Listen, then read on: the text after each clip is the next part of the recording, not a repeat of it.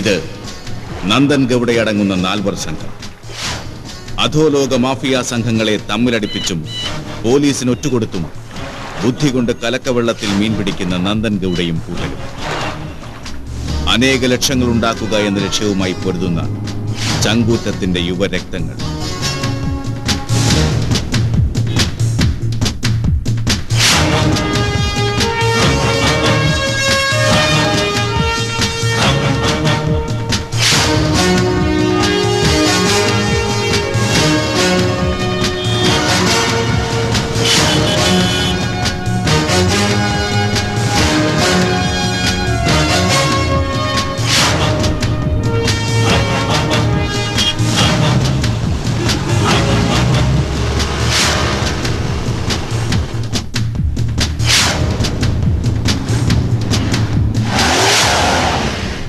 നമ്മുടെ ജീവിതത്തിലെ ഏറ്റവും വലിയ പണക്കൊയ്ത്താണ് ഇന്നത്തേത്. ചൂടാറ് മുൻപേ അവരവരുടെ വീതമെടുക്കാം. ചെയ്യുന്ന ജോലിക്ക് അപ്പാപ്പ കൂലി.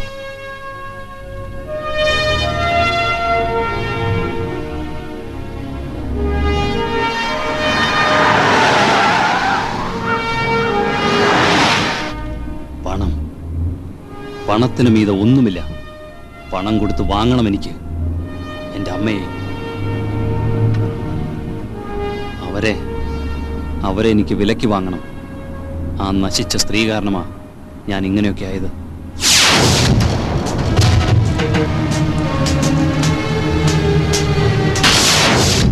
അവരിപ്പോ ചത്തു കാണില്ല. എങ്ങനെ ചാവാനാ? പാപികളാരും അത്ര പെട്ടെന്ന് ചാവില്ലല്ലോ. അവരെന്നെ അല്പമെങ്കിലും സ്നേഹിച്ചിരുന്നെങ്കിൽ ഞാൻ ഇങ്ങനെ ആവില്ലായിരുന്നു. കോലോത്തെ ബാല്യക്കാരി കാര്യസ്ഥൻ ഭരതനോടൊപ്പായിരിക്കും ഇപ്പൊ പൊറുതി.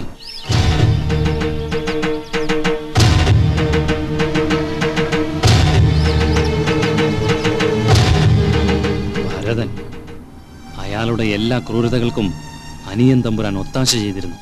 നാട്ടിലെ പ്രതാപശാലിയായ തമ്പുരാന് കാര്യസ്ഥ പണി ചെയ്യുന്ന ഭരതൻ. കാര്യസ്ഥ പണി ഊട്ടി ഉറപ്പിക്കാനും അമ്മയെ വേളി കഴിക്കാനും ഭരതൻ എന്നെ തമ്പുരാന്റെ മുന്നിൽ കരുവാക്കി.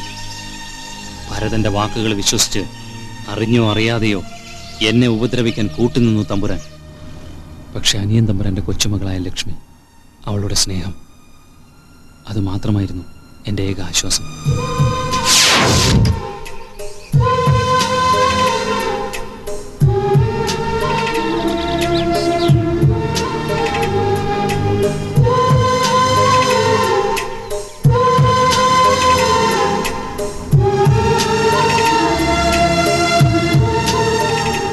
സ്നേഹമെന്ന വാക്കുച്ചരിക്കാൻ അർഹതയില്ലാത്ത ഒരേ ഒരാൾ അവരാണ്. സ്നേഹം, ആ വാക്ക് കേൾക്കുന്നത് തന്നെ എനിക്ക് വെറുപ്പാ. ഒരമ്മയ്ക്ക് മകനോട് സ്നേഹം കാണിക്കാതിരിക്കാൻ പറ്റുമോ? ഒന്നുകിൽ അവരെന്നെ പിഴച്ചു പറ്റതായിരിക്കും, അല്ലെങ്കിൽ അവരെൻ്റെ രണ്ടാനമ്മയായിരിക്കും. അവരോടെന്നല്ല, ആ നാടിനോട് തന്നെ എനിക്ക് വെറുപ്പാ.